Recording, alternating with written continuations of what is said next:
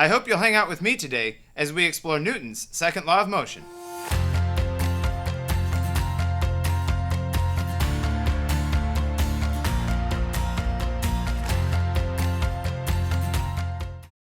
So what is Newton's second law of motion? Newton's second law of motion states that force equals mass times acceleration. One of the easiest ways to study that is using gravity because it has a constant force of 9.8 meters per second squared. The equation force equals mass times acceleration allows us to calculate force, which we measure in newtons, using the mass of an object and the acceleration.